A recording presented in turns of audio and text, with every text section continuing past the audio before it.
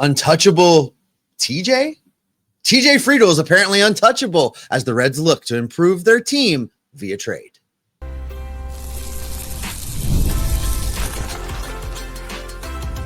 You are Locked On Reds, your daily Cincinnati Reds podcast, part of the Locked On Podcast Network, your team every day.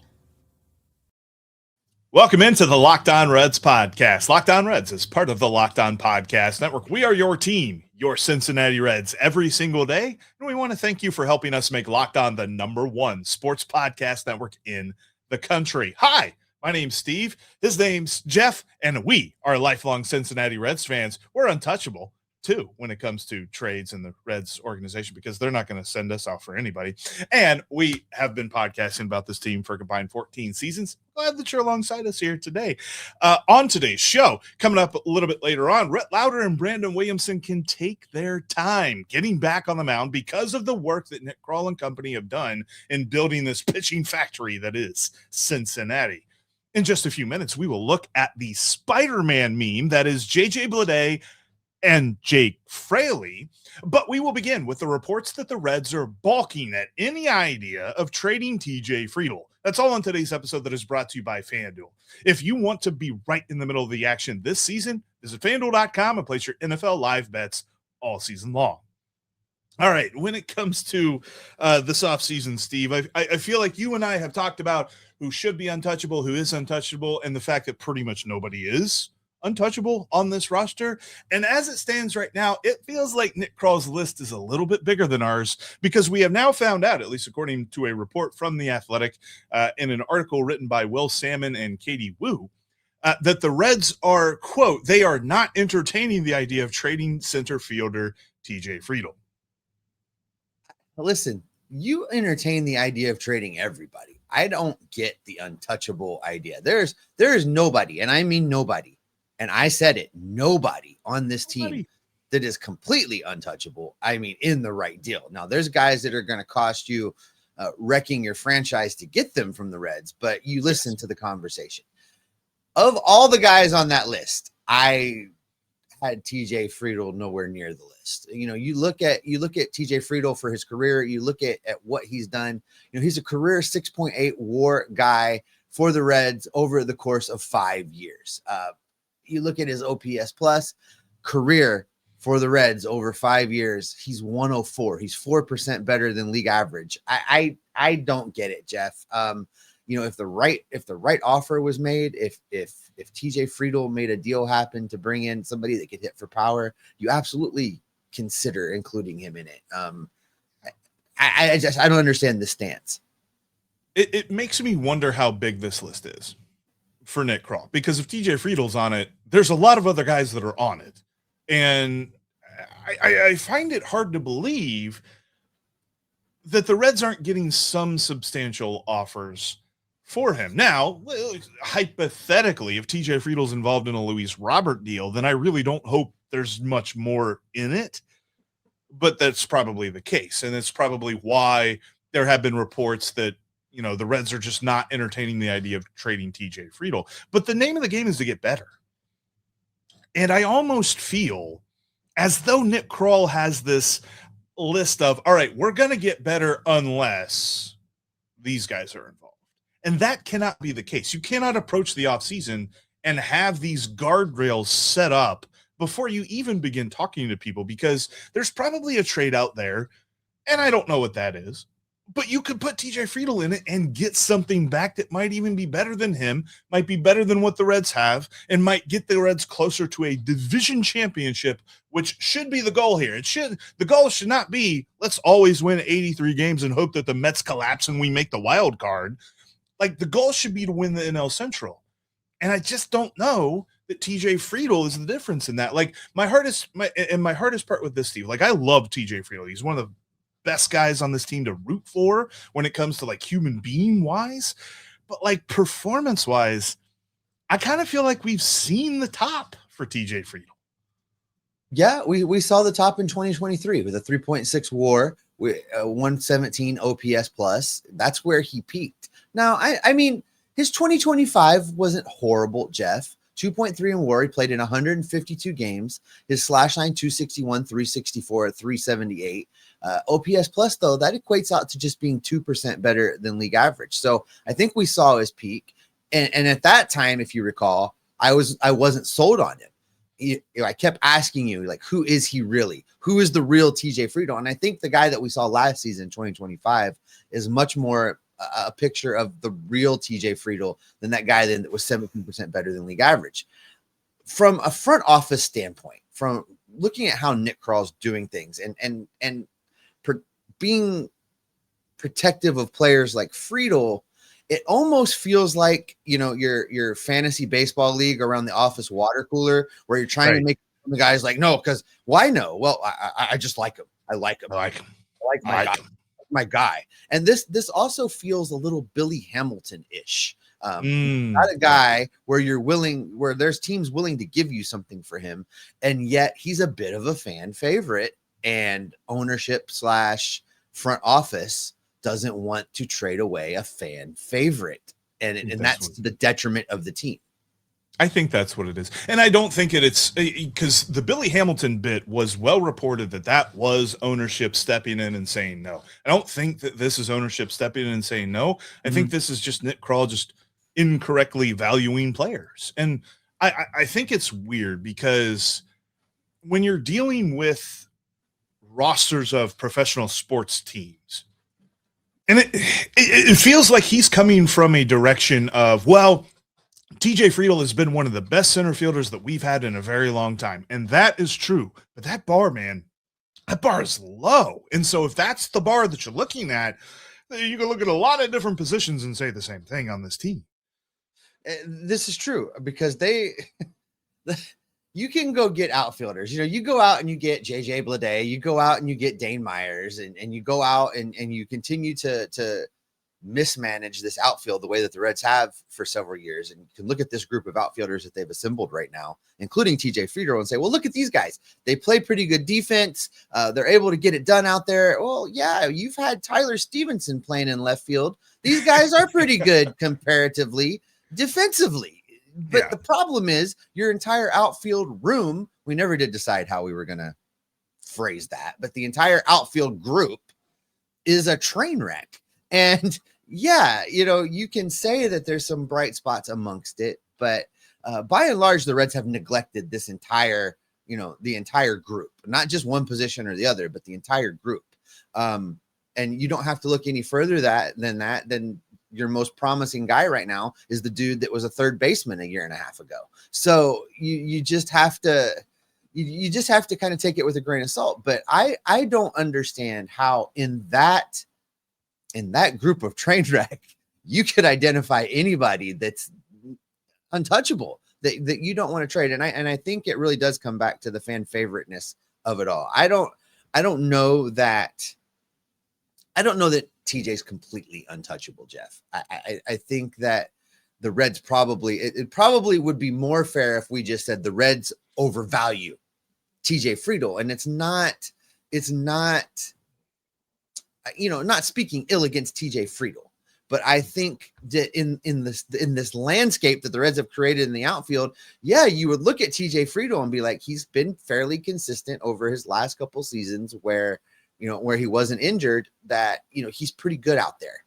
And, the pretty good is not going to get this team over the finish line. So to say he's untouchable, that's crazy. When it comes to baseball, you cannot be loyal. You cannot, in this day and age of baseball, you can't be loyal to the other guys in the room. You have to continue to morph and evolve. Listen, I would trade you today if I thought it was going to triple our viewership.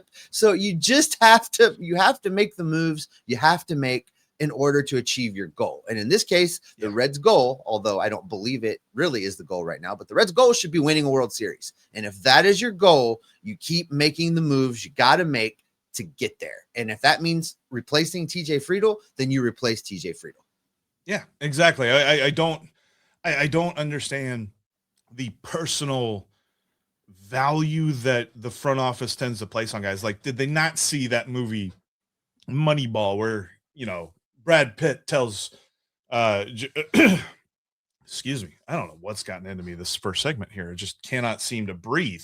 But where Brad Pitt tells Jonah Hill, you can't get too close to these guys because you got to cut them. You got to move them. You got to trade them on a dime, and that's exactly what it doesn't feel like the Reds front office has when it comes to certain players. Well, listen, if you look around the room, Jeff, some of these guys look very, very familiar. In fact, JJ Bleday looks exactly like a guy that the Reds just had.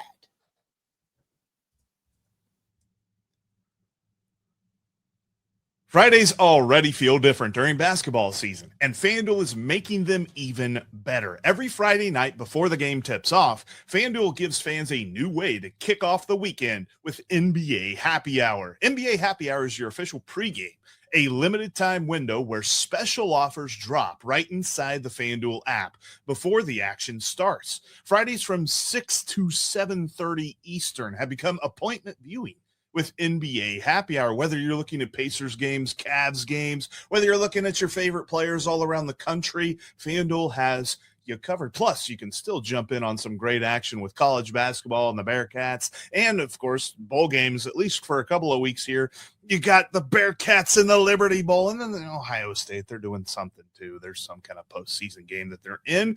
So before tip-off on Fridays, check the FanDuel app and see what's dropping during NBA Happy Hour every Friday from 6 to 7:30 p.m. Eastern Time. A little basketball, a little action, and a whole lot of Friday energy. That's NBA Happy Hour only on FanDuel, the official sportsbook partner of the NBA.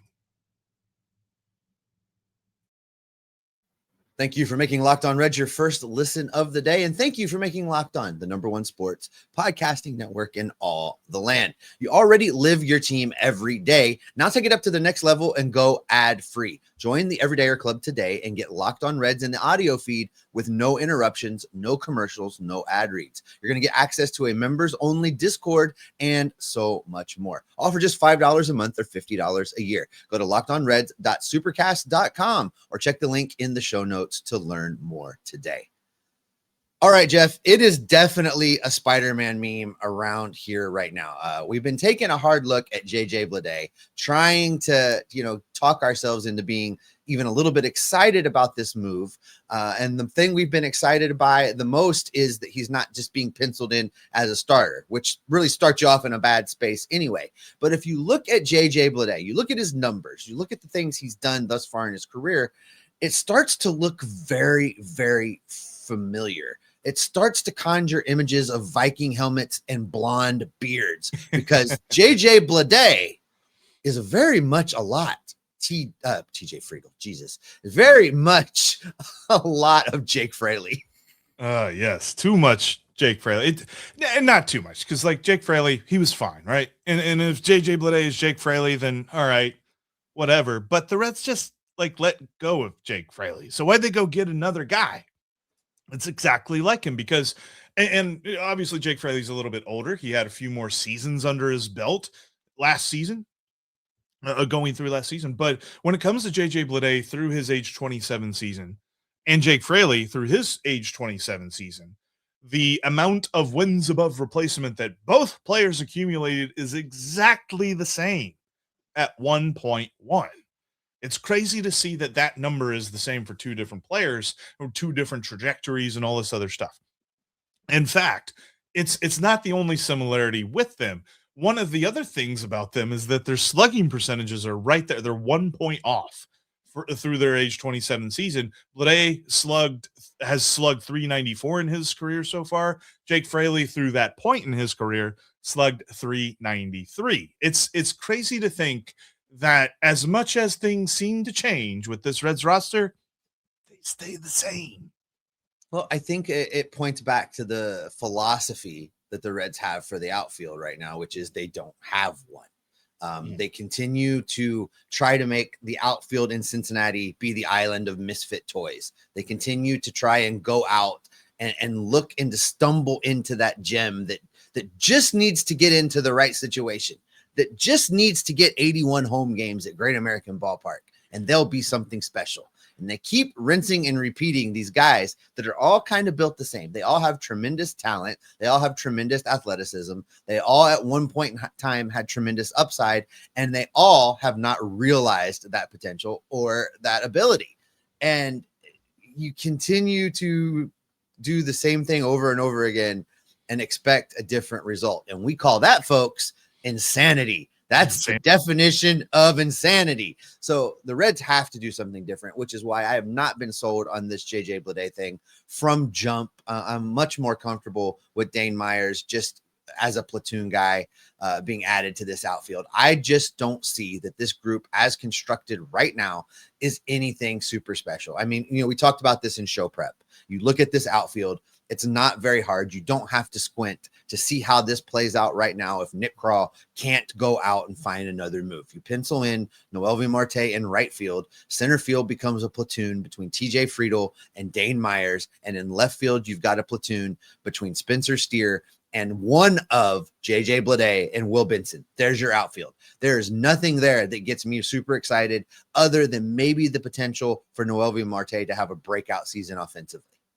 That's really what this outfield hinges on at the moment. And I think that with how much Jake Fraley, looked at my notes and got that mixed up, with how much JJ Bleday costs them, it's going to be about the same amount as Will Benson costs them once they're done with the arbitration figures and all that stuff with him. And so you're not going to have a favorite there. That's going to be a competition in camp that we're going to need to watch closely. But I just don't necessarily know that JJ Bleday is the guy. And kudos to Nick Krall. He actually labeled it correctly. For once in his life, he didn't oversell somebody. He labeled JJ Bleday exactly what he should be. He's a lottery ticket. And I'm glad. I know that JJ Bleday had his media availability yesterday, and he said that he's always wanted to play in Cincinnati and he's excited to be here. And that's awesome. I'm glad to hear that.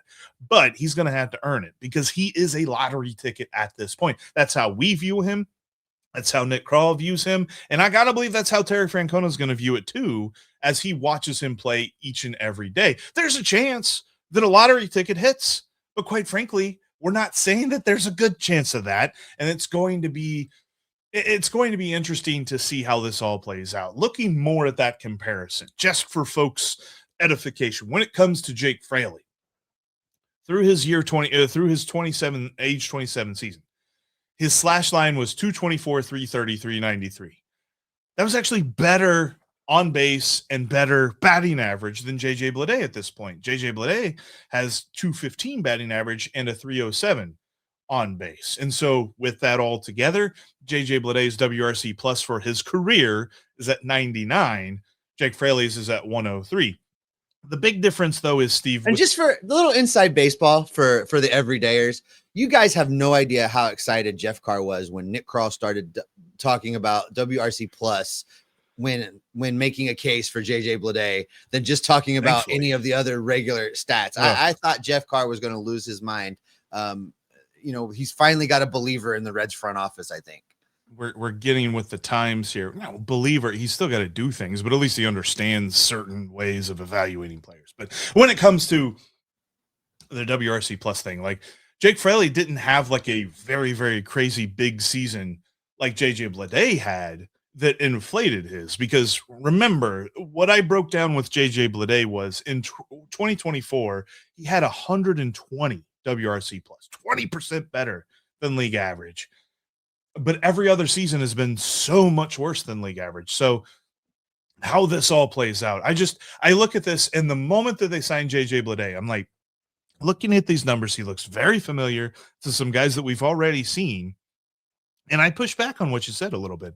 The Reds do have a strategy with their outfield. It's hope. It's hope. And I know it's not a strategy, but that's what theirs is. We haven't asked Cincy shirts for any new shirts in a while, and I just need like hope with the circle and the slash through it. That needs to be the new shirt, because man, I'm tired of starting things with I hope. But I do. I hope. Look, we've kind of been beating on JJ Bleday a little bit since this deal went down. Not a lot, but a little bit. And I'm sure he's a perfectly nice guy. And I hope that he comes into the city of Cincinnati and exceeds all of the expectations and does all things. I mean, listen, the poor guy was playing in Sacramento last year, and I would not be very happy if I had to play in Sacramento. So, maybe a change of scenery and getting around this fun Reds team has an effect on him. I don't know, but you can't count on that. You can't hope that happens. And see, you went and you ticked me off, man. Look, here we go. It's time for a Steve rant, because it really does feel like, you have like college football programs and they have the sign over the door leaving the locker room and everybody touches it for good luck and does the thing. I bet you in Nick Krall's office, there's a sign that says hope on it. He just taps on it every day when he walks out of the office, because it really does feel like that is the strategy. I think, you've hit on the secret sauce. The secret sauce is, God, I hope I get one of these right. And you can't operate that way. Oh, Jeff Carr, you just make a move. Just make a good move. Don't make a hopeful move. Yeah, maybe Rico Suave can get on creating some sort of Photoshop thing where instead of Ted Lasso pointing at the believe sign, it's Nick Krall pointing at a sign that says hope, because that's what it feels like. Because hey, the Reds got Jake Fraley back. It's just he spells his name JJ Bleday. Anyway, coming up next, Rhett Lowder and Brandon Williamson don't have to rush it. They can take their time because of the pitching depth. As much as we've been crapping on Nick Krall and his front office and the coaching staff and everybody, they did something right. It's all about the pitching depth. Coming up next.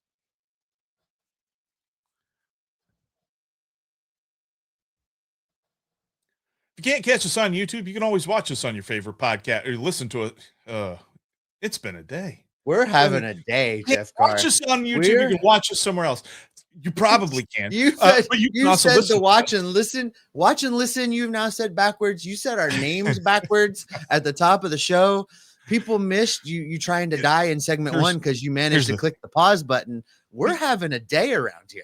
We are in the middle of the period of time of year where it is acceptable to go out in public in pajamas, where it's acceptable to sleep up all day and party up all night, because nobody knows what time it is. Nobody knows what day it is. Like, it's going to be the new year, I think, tomorrow, maybe in the next couple of days. I don't know, something like that. Listen, we've already wrecked the start of this segment. So let me tell you, just as an unplanned note that's not in there for you, I took a little Twitter poll after yesterday's show, Jeff, and I want you to know that 85% of voters have decided that you do, in fact, have to name your comic book club the Nick Krall Defenders. No. And that can be your logo. That guy can be your logo, but you're going to be the Nick Krall Defenders. The Twitter X has spoken. I have the poll results right here. 85%.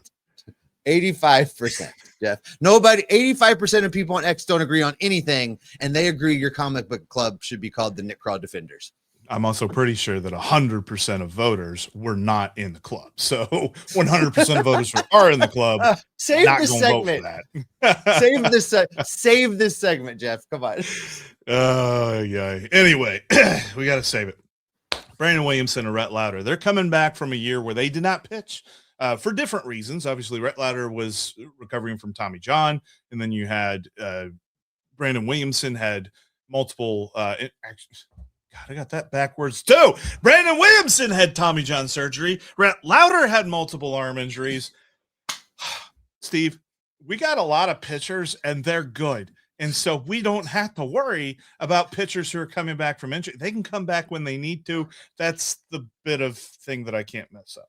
I listen. I think what you're trying to say is that the Reds find themselves with an abundance of pitching that allows Brandon Williamson and Rhett Lowder to both return on a timeline that makes sense for them and makes sense for the team. Neither one of these pitchers is going to feel pressure to be ready to go on opening day at 100 pitches. Now, they're both going to want to be, but the pressure is not there. This is something different for the Cincinnati Reds. They have not operated from this space before.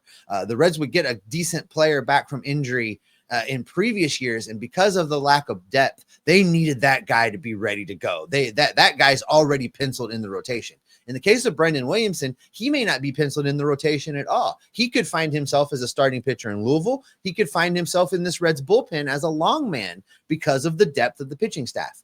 Then you get to Rhett Lowder, a guy who was young, a guy that was forced to the majors because of lack of depth, because of injury, and a guy that then got hurt and didn't pitch at all last year in the major leagues. This allows Rhett Lowder to take his time and work his way back. He's going to be your sixth starter, Jeff. That's where I think he lands coming out of Goodyear. He's going to be the number one guy down at Louisville, ready to step in if somebody needs to skip a turn, if somebody tweaks something along the way, because I think he falls in line just behind Chase Burns, who's going to be your number 5 guy heading into the 2026 season. This is a good place for both of these pitchers to be because they're coming off of a year where neither pitched in the big leagues. It allows them to do things the right way, the steady way, and be available to the Reds when they need him. Look, I'm a big Brendan Williamson fan.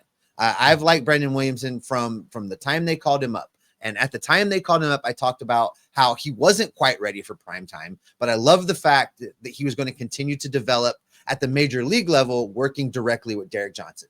That paid dividends, but the Reds never really quite saw him as a solid starting pitcher in their rotation. We continued to hear talk about Brandon Williamson eventually going to the bullpen. I think that's what's going to happen. We're going to see that. And I love that for a young pitcher in Rhett Lowder, they can take just a little bit of the pressure off and protect his arm and keep him moving along at a steady, healthy pace because, 5 pitchers doesn't get it done in Major League Baseball anymore. They're going to need a 6th guy. They're probably going to need a 7th guy along the way. And you really always want to have an 8th guy sitting around somewhere in Louisville that can at least give you a few starts here and there. The Reds find themselves in that place. I really like where the starting pitching is right now. You look around this team, there's lots of things for us to question, lots of things for us to be unhappy about, lots of things for us to point at and go, yeah, they're using hope as a strategy there, not with the starting pitching. The starting pitching's loaded and ready to go. It really is. And just to remind people, because I think that they probably have forgotten about Brandon Williamson since the bulk of his work has been 2 seasons removed, not just 1, because he pitched a tiny little bit. And quite frankly, I didn't even remember that he pitched a tiny little bit in 2024, but he pitched a tiny little bit in 2024. In 2023, Steve, 23 starts, had a 4.46 ERA. Strikeout to walk ratio wasn't amazing, 7.5 strikeouts per 9. To 3.0 walks per 9. So we'd like to see the strikeouts go up and the walks come down a little bit. But he was a very intriguing, he feels like a perfect 5th starter as of right now, and maybe with an upside to be a middle rotation guy. And let's remember that was I want to circle back to the fact that the Reds weren't true believers in what he was going to be. David Bell did not let Brandon Williamson work through anything. David Bell didn't let Brandon Williamson go deep ever. The second he looked like things might go sideways, David Bell was out there with the hook. So I think some of Brandon Williamson's major league numbers are skewed because he got saddled with things that he may have been able to work out of if he had just been allowed to continue to pitch. Of course, I'm talking about inherited runners, the bullpen letting inherited runners score, things like that. So I'm not sure we've seen a true reflection of the kind of season Brandon Williamson can put together, other than to say that his stuff plays at the major league level. And whether that's going to be in the rotation or the bullpen, I think he's a better pitcher than the stat line, a better pitcher than the picture that the stat line creates. Yes, 16 of his 23 starts were less than 6 innings. He only had 7 starts of 6 innings or more. And he actually had, how many is that? That's 7 starts. So he had as many. So he had 7 starts of 6 innings or more. He had 7 starts of 5 innings or less, or less than 5 innings. So that just tells you the dichotomy that was his 2023, where I don't necessarily think it was all David Bell. Derek Johnson has a lot of control over this pitching staff. And while David Bell isn't here, Derek Johnson still is. And Derek Johnson is going to be here for a very long time, so long as he doesn't take a managerial posting somewhere else. So I think that philosophy will continue even when he's healthy. We'll see him worked into it. And when he proves he can throw a lot, then he will. But I think it's all intriguing because this thought process of Brandon Williamson and Rhett Lowder was brought to me by our friend Wick Terrell over at Red Reporter. He had a great article about Brandon Williamson and Rhett Lowder, the fact that the Reds can kind of sleep on them a little bit because of their pitching depth, and comparing it back to the days when soon-to-be Reds Hall of Famer Aaron Harang was pitching for this team and just needed anybody to help him out. Like, think of the fact that Rhett Lowder and Brandon Williamson, even so the Aaron Harang days all the way through the mid 2010s, like maybe 2012 is the only season where you can't really make this argument, but either one of these guys could be at least a number 3 starter, maybe a number 2 starter for like the last 30 years on this team. And now we are to a point where they might not even be part of the opening day rotation. Well, some of those rotations, poor Aaron Harang, it almost felt like the Reds front office was like, come on down to the Kroger, and the first 5 guys in line are going to get the opportunity to start games this week. We have I think he still holds the record for most home runs allowed in a season, Eric Milton, and the big money that the Reds gave him to be a starting pitcher for them. We have Ramon Ortiz and what he was.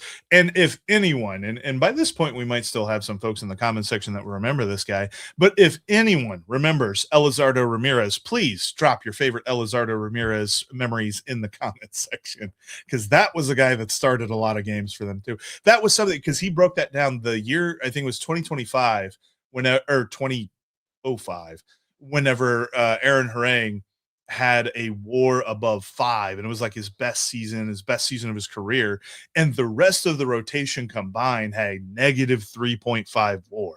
It was such a huge difference. It's like, geez, if Aaron Harang had Brandon Williamson or Rhett Lowder, he'd have felt a lot better about things, I think. Well, listen, Jeff, we have rumbled, bumbled, and stumbled our way through this edition of Locked On Reds, and that is going to do it for this show, folks. We will be better tomorrow, we promise. Thanks, as always, for making Locked On Reds your first listen each and every day. We appreciate you being here. We appreciate you taking the time to talk a little Reds baseball with us. Make sure you subscribe and follow Locked On Reds so you get all of our latest episodes, and I promise, again, they will be better than this one was. Did Locked On Reds make your Spotify Wrapped? Prove it on social media to secure a free month of our brand new Everydayer Club. Just tag our national Locked On Podcast Network account on any social media platform, and they'll drop you a code to get a month free of the Everydayer Club. For those of you on video, we're going to send you over to the first ever 24/7 national Locked On Podcast Network YouTube channel. Audio folks, go make Sully and Locked On MLB your second listen right now. Until next time, we will keep you Locked On Reds every single day. Oh my God. What happened today? I don't know. This was a tough one. Wow. Sometimes you get a golden sombrero. This was the podcast version of a golden sombrero. It definitely was.